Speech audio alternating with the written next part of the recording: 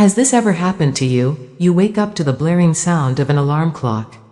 A digital scream that signals the beginning of another trade, 5 days of your life exchanged for 2 days of freedom.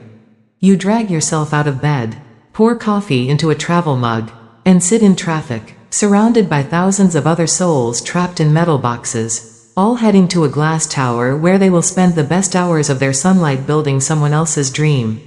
This is the slow lane. It is the script that society has handed you since birth. Go to school.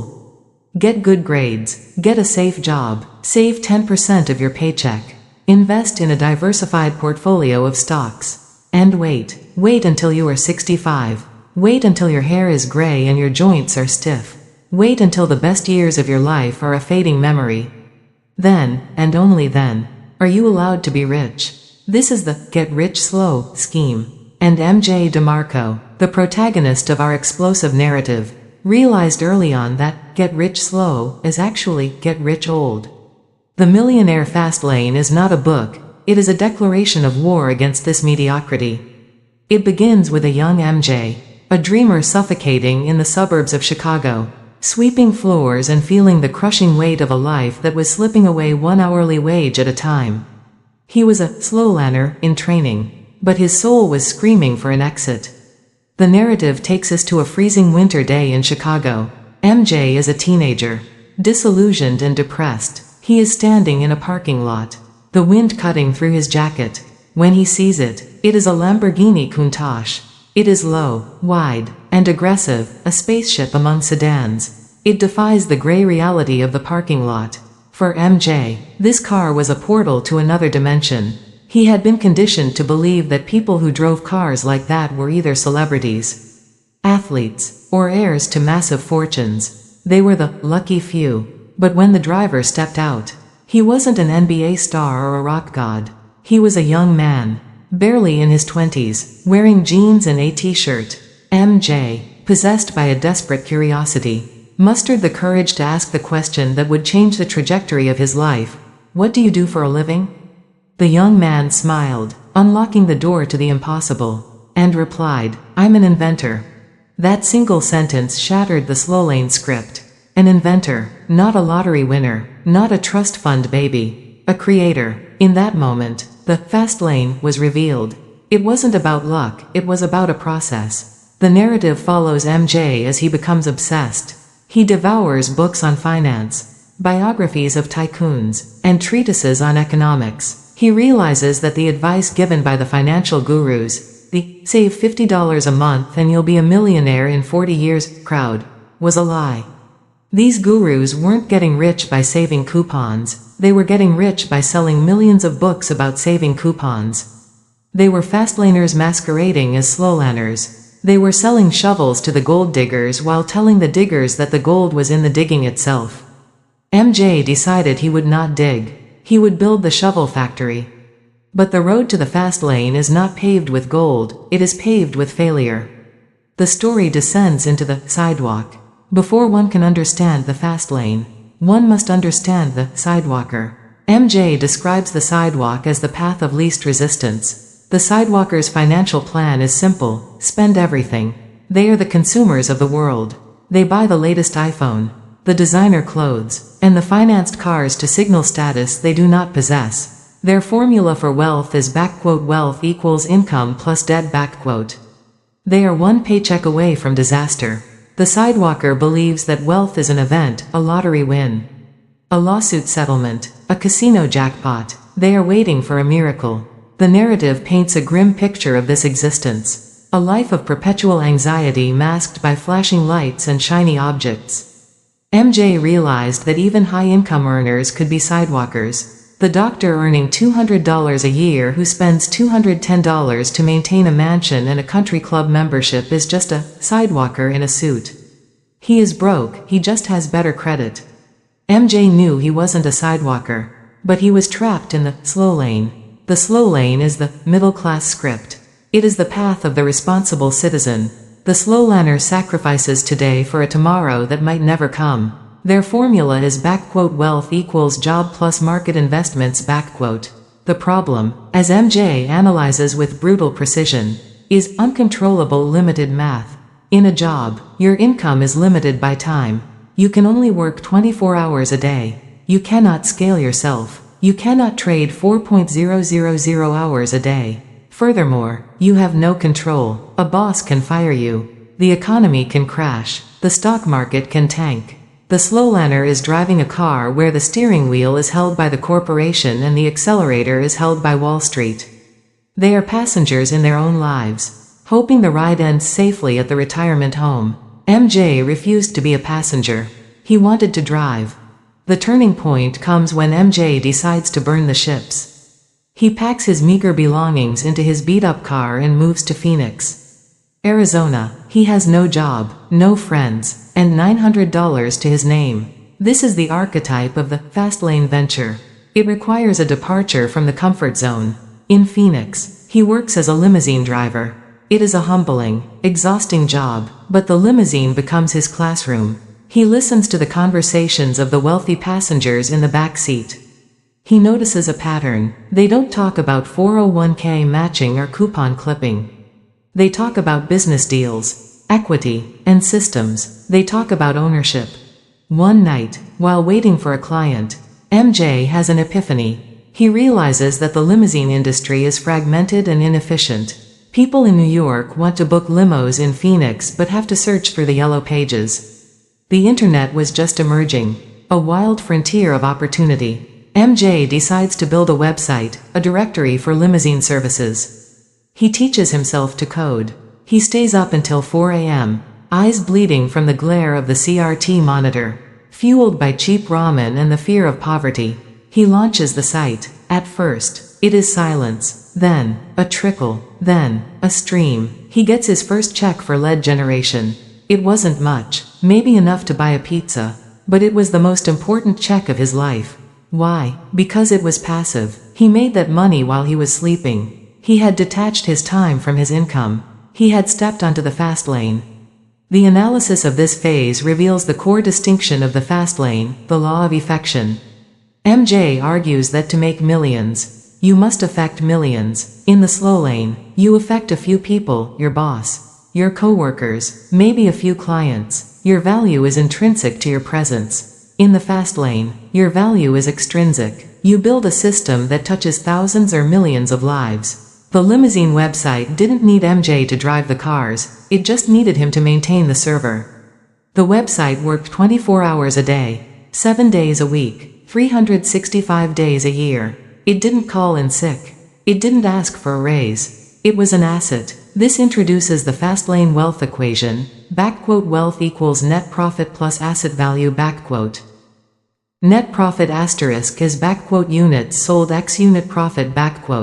In the slow lane, units sold is hours worked, which is capped. In the fast lane, units sold is products or services sold, which is theoretically unlimited. You can sell 1 million apps. You cannot work 1 million hours. Asset value asterisk is net profit x industry multiplier. This is the turbocharger. If a slowlaner saves $50, they have $50. If a fastlaner builds a business that generates $50 in profit, and the industry multiplier is 10x, they have created an asset worth $500. They can sell it and realize that wealth instantly. This is how the rich get rich fast. They build assets that the market values, and then they liquidate them. Back in the narrative, MJ's business starts to grow, but so does his complacency. He falls into the trap of the sidewalking business owner. He starts spending the money as fast as it comes in. He buys a Corvette. He moves into a nicer apartment. He stops innovating. He ignores customer complaints. And then, the market punches him in the face. The dot-com bubble bursts. Competitors arise. His income plummets. He is forced to sell the business for a fraction of its potential value, pennies on the dollar, just to survive. He is back to square one. This failure is critical. It teaches the lesson that a fastlane vehicle needs a fastlane driver. You cannot drive a Ferrari with a sidewalker mindset. You will crash. Depressed but not defeated, MJ reclaims his creation. He buys his own company back a year later when the new owners run it into the ground. But this time, he returns with a vengeance. He stops playing the victim. He stops blaming the economy. He implements the sense framework, control, entry, need, time, scale, before he even names it. He focuses on control *. He refuses to rely on third-party ad networks and builds his own revenue model. He focuses on need *. He listens to what the limo companies are screaming for and builds features to solve their specific pain points. He focuses on scale *. He expands the directory nationwide. Then worldwide.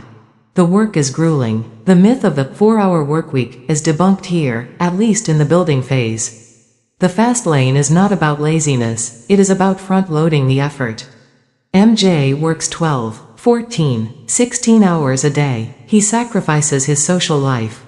He sacrifices his comfort. But he is not working in the business, he is working on the business. He is building the machine.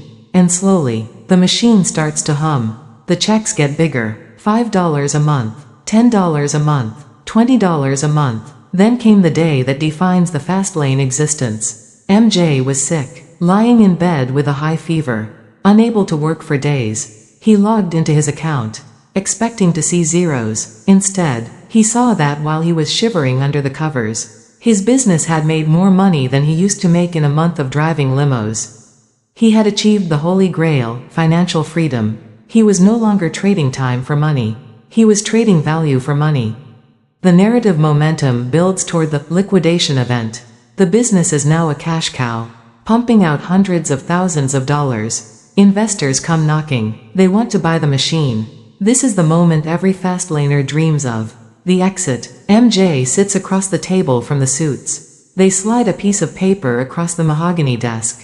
The number on it is life-changing. It is not just retirement money, it is generational money. It is the kind of money that buys the Lamborghini, the mansion, and, most importantly, the time. MJ signs the papers. In a single signature, he condenses 40 years of slow lane saving into one fast lane moment. He walks out of the building, the sun hitting his face. A free man in his 30s. He doesn't have to wait until he is 65. He has hacked the game. But the story doesn't end with the sale. The sale is just the proof of concept. The real substance of the book lies in the deconstruction of the philosophy that got him there.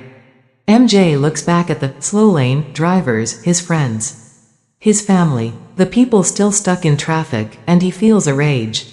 He sees them being fed lies by financial gurus who tell them to live below their means, while the gurus live in mansions funded by the very books that preach frugality.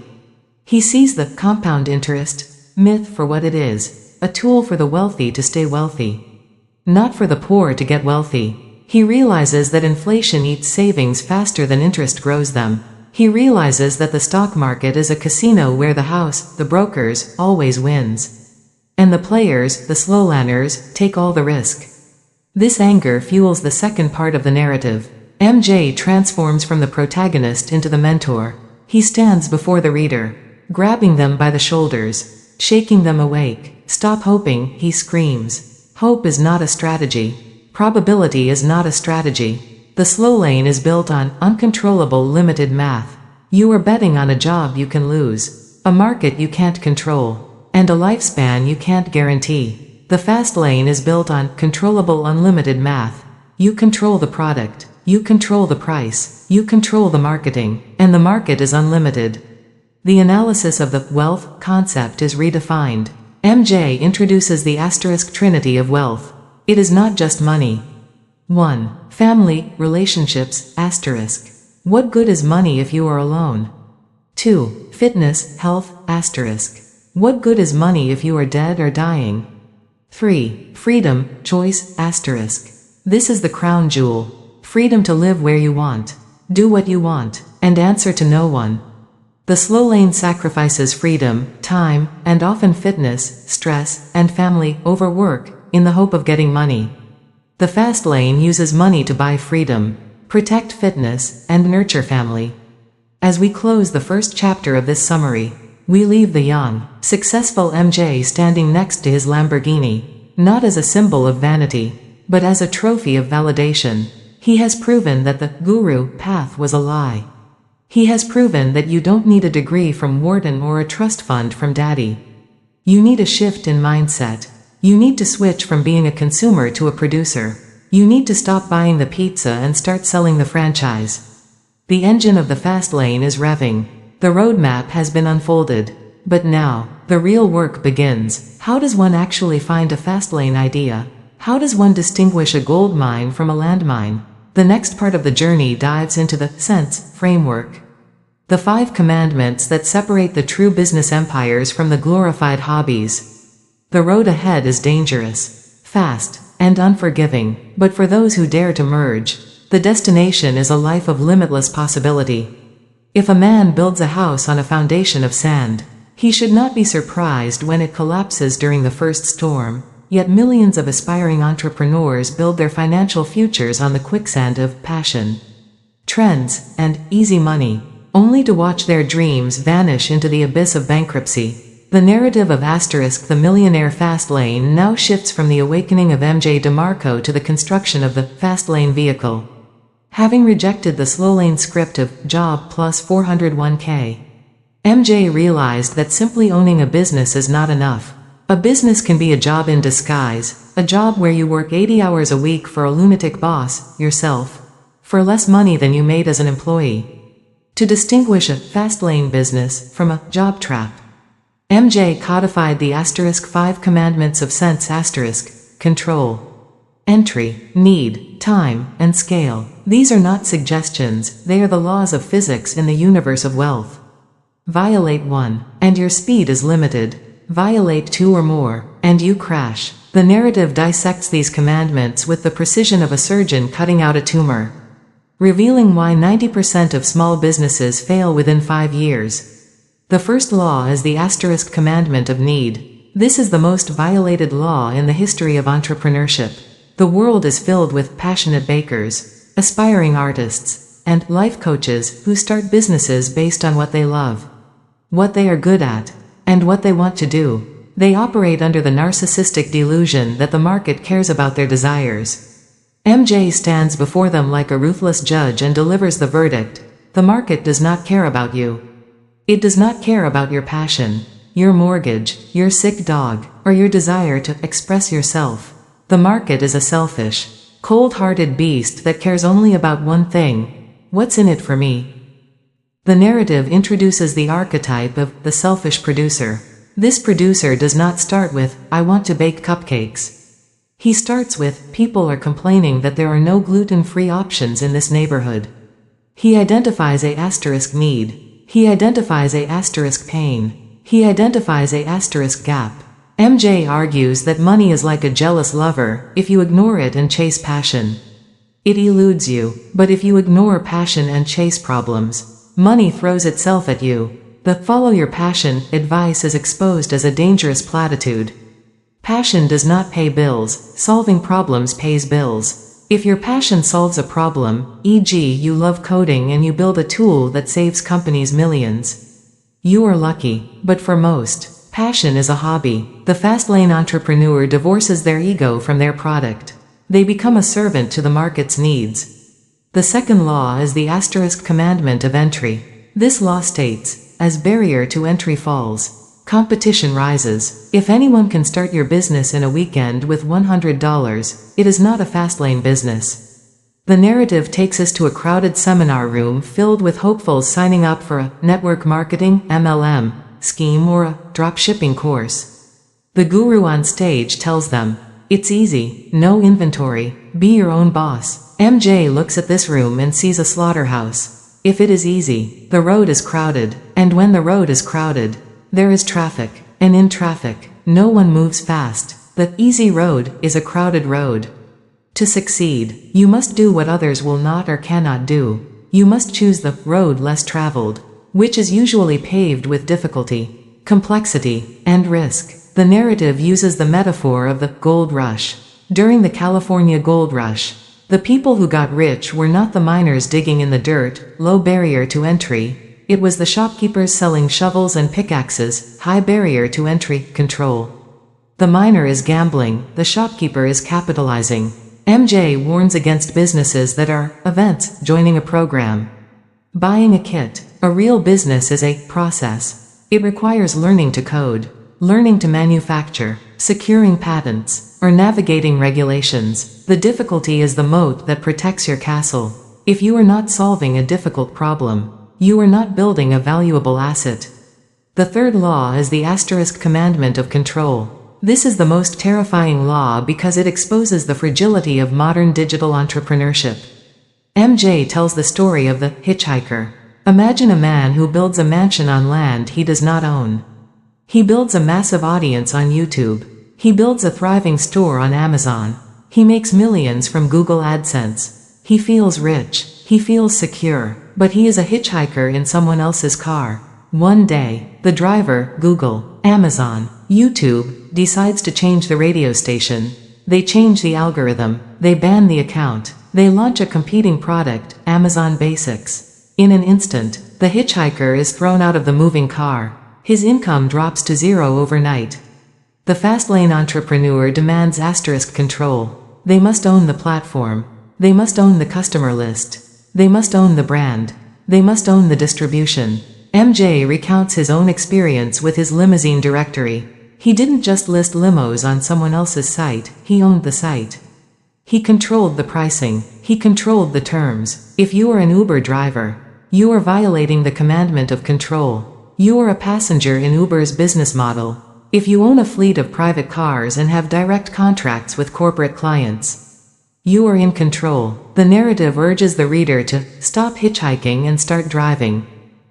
The fourth law is the asterisk commandment of scale. This is the essence of the millionaire fastlane. MJ introduces the law of effection. Again, net profit equals units sold x unit profit. To get rich, you must have the ability to scale one of these variables to infinity. The narrative contrasts two characters, the local doctor and the internet entrepreneur. The doctor is smart, hardworking, and respected. He charges $200 an hour. But he violates the commandment of scale. He can only see one patient at a time. He cannot see 10,000 patients in a day. His units sold is capped by time. He is well off, but he is not fastlane wealthy. He is trading time for money, just at a higher rate. The internet entrepreneur creates a software that helps doctors manage appointments. He spends 1,000 hours building it once. But then, he can sell it to 10,000 doctors, or 100,000 doctors. His units sold is theoretically unlimited. The software can be replicated infinitely for zero marginal cost. This is the power of asterisk scale. The fastlane business must have a habitat that allows for scale. A coffee shop on Main Street has a small habitat, local traffic. A franchise system has a large habitat, national. An internet business has a global habitat, world. MJ shouts the mantra, to make millions, you must affect millions. The fifth law is the asterisk commandment of time. This is the ultimate goal. The business must eventually be able to run without you. If you have to be there to make money, you don't have a business, you have a job. The narrative describes the money tree. In the beginning, the entrepreneur must water the tree constantly. It requires 18-hour days. It requires blood, sweat, and tears. This is the active phase. But the goal is to grow the tree to a point where its roots are deep enough to find their own water. Then, the entrepreneur can step back and simply harvest the fruit. MJ contrasts this with the slowlane concept of passive income, which usually means 5% interest on a savings account. Fastlane passive income is business income, licensing fees, software subscriptions, rental income from real estate empires, dividends from a company you own. The fastlane entrepreneur seeks to divorce income from time. They want to earn money while they sleep, while they vacation, and while they play with their children. The narrative warns that this is not get rich easy. It takes years of grueling, time investment to build a system that frees up your time. You pay the price up front so you don't have to pay it for the rest of your life. With the sense framework established, the narrative pivots to the execution. MJ attacks the idea guy. We all know him, the guy who whispers, I had the idea for Uber before Uber. MJ laughs at him. Ideas are worthless, he declares. Execution is everything. The owner of an idea is not the one who imagines it, but the one who executes it. The narrative introduces the concept of ***, the event versus the process, The slow lane is obsessed with the event. They see the athlete signing the $100 million contract. They see the founder selling the company for $1 billion. They see the lottery winner holding the check. They think wealth is an event, a singular moment in time that changes everything. They pray for the event. The fast lane understands that the event is just the tip of the iceberg. The real wealth is created in ***, the process. The process is the 4 a.m. wake-up calls. The process is the missed parties. The process is the 1,000 failures before the one success. The process is the grinding, unsexy, boring work of building the business brick by brick. MJ argues that you cannot have the event without the process. If you inherit millions, event without process, you will likely lose it because you haven't built the financial muscle to keep it. This explains why lottery winners go broke. They skip the process. The narrative momentum builds as MJ describes the 3 W's of the fastlane journey: will, waiting, and wasting. Will is the burning desire. Not just "I want to be rich," but "I must be rich." It is the refusal to accept mediocrity. Waiting is the trap of the perfectionist.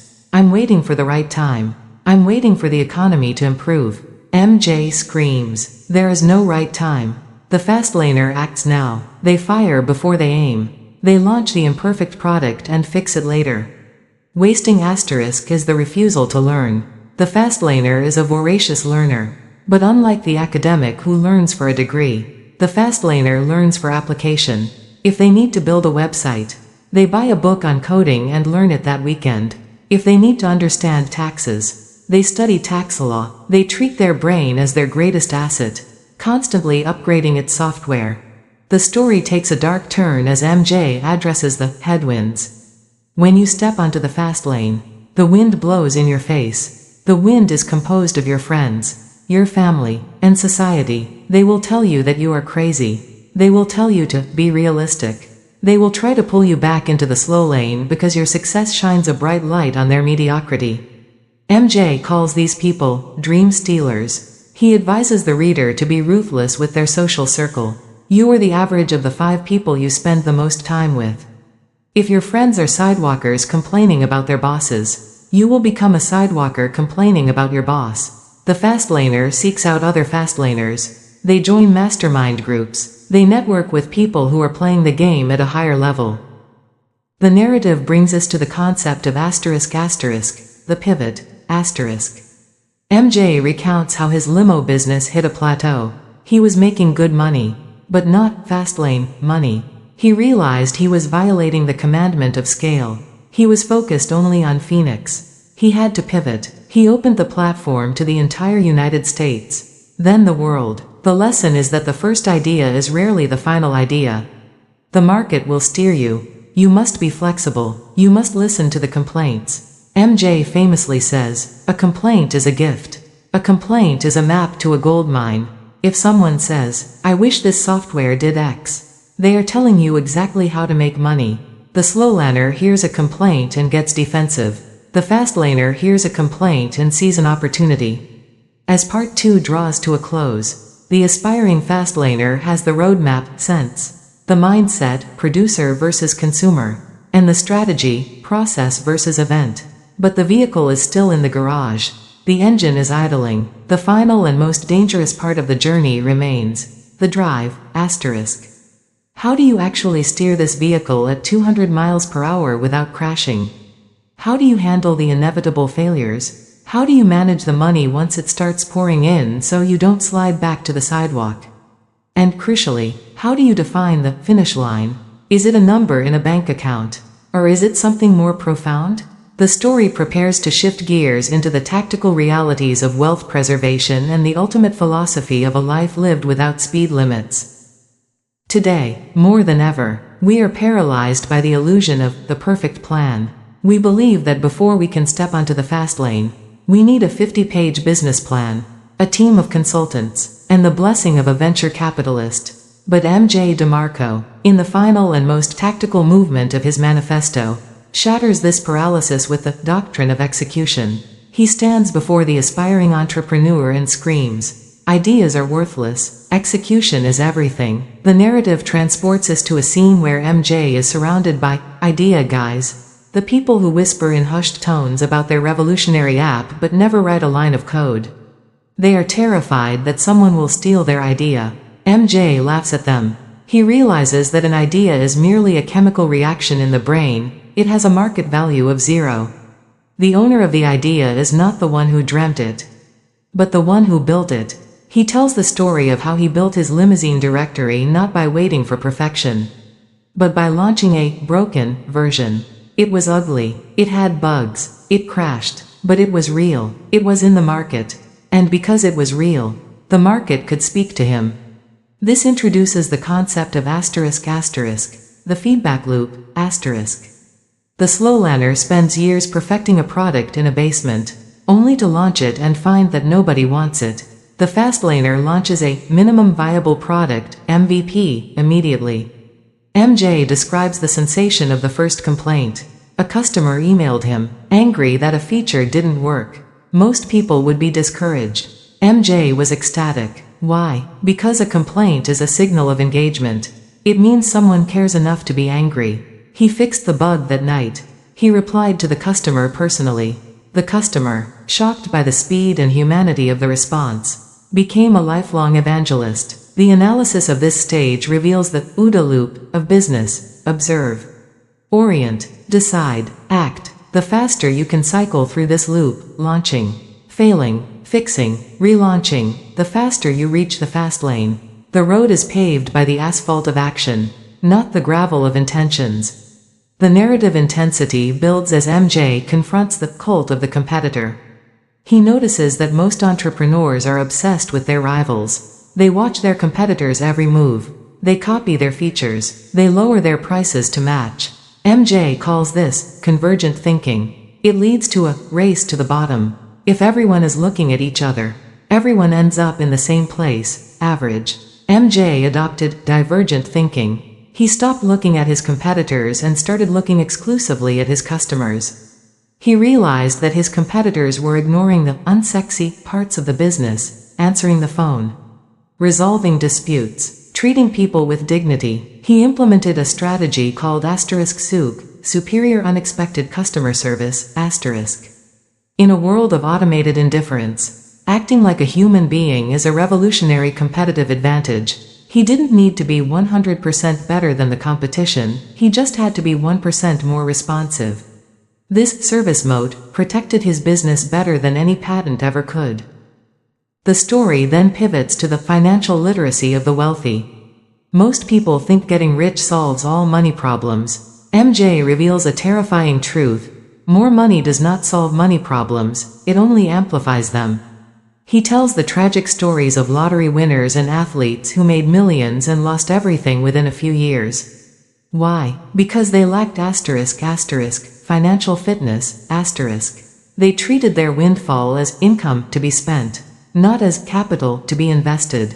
MJ introduces the concept of the pot of gold, Once you have your liquidation event, you sell your company for $5 million or $10 million, the game changes completely. You switch from wealth creation, fast lane, to wealth preservation, slow lane. Wait, isn't the slow lane bad? MJ clarifies, the slow lane is a terrible way to get rich. But it is an excellent way to stay rich. Once you have $10 million, you don't need to take massive risks anymore.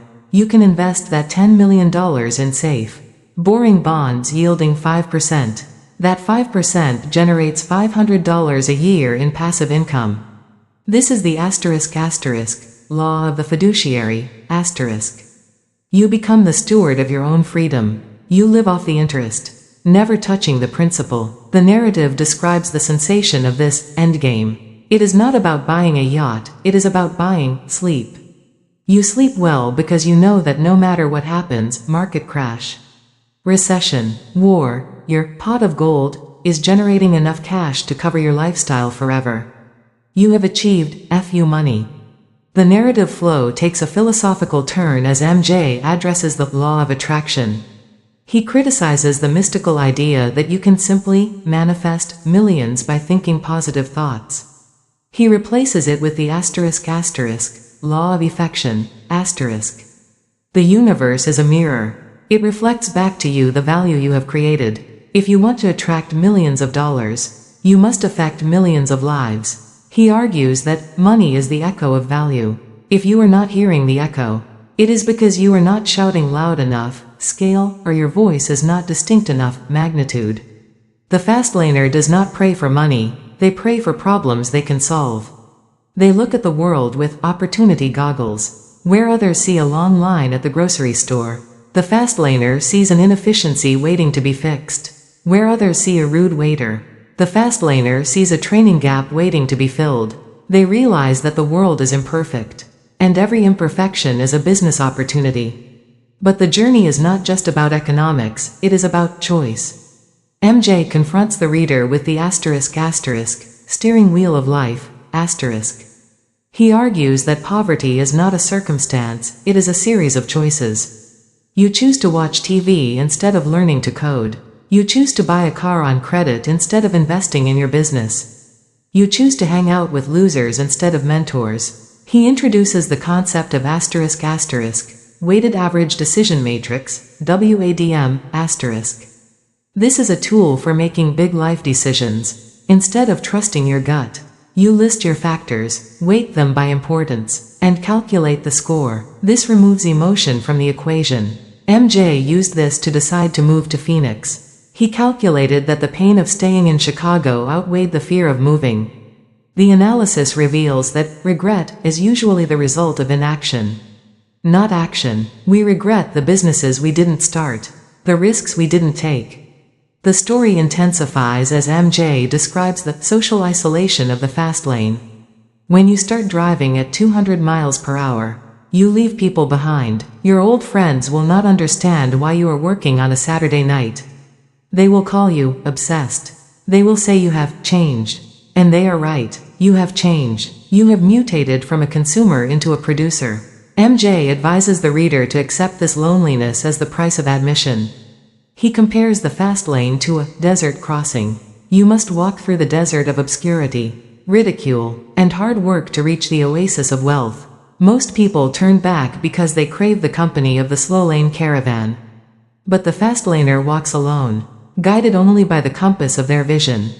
The climax of the narrative arrives with the final definition of retirement, For the slowlaner, retirement is the cessation of life.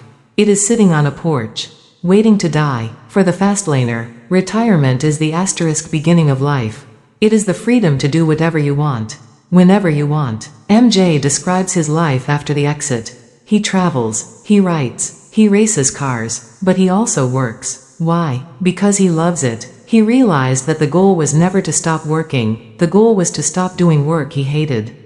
When you don't need the money, work becomes play. The sensation of waking up on a Monday morning with 0 alarm clocks and 0 obligations is the ultimate high. It is the realization that you have conquered the finite nature of time. You have bought your life back. The narrative concludes with MJ standing in front of a mirror. Looking at the reader, he strips away the Lamborghini, the mansion, and the millions. He is left with just the man. He asks a haunting question: if you keep living the way you are living today, where will you be in 5 years? If the answer is the same place, then you are in the slow lane. He demands that you smash the rear view mirror. Your past does not define your future. It doesn't matter if you are broke, in debt, or uneducated. The fast lane is an equal opportunity road. It doesn't care about your degree, it cares about your value. He hands you the keys to the fast lane vehicle. The engine is running, the road is open, the speed limit is infinity. But you have to get in the driver's seat. You have to press the pedal. And you have to be willing to drive through the storm. Analyze the ultimate meaning that the book intends to convey. The Millionaire Fastlane is a manifesto for radical responsibility and value creation. MJ DeMarco's core message is that wealth is a choice, not a chance. It posits that the traditional path to wealth, go to school, get a job, save 10%, is a broken contract that leads to a life of mediocrity. The book serves as a deprogramming tool to shatter the consumer mindset and replace it with a producer mindset. It teaches that you are not a victim of the economy, you are the architect of your own microeconomy. The final lesson is one of urgency. Life is short. You don't have time to get rich slow. You have a duty to realize your potential now, while you are young enough to enjoy it. The climax of this journey leads to a state of unapologetic ambition. The seeker moves from being a passenger who complains about the traffic to being a driver who builds the road. They realize that the only limit to their wealth is the limit of their impact. The journey ends with the roar of an engine, fading into the horizon, leaving the slow lane in the dust. The sidewalk is for walking, the fast lane is for living.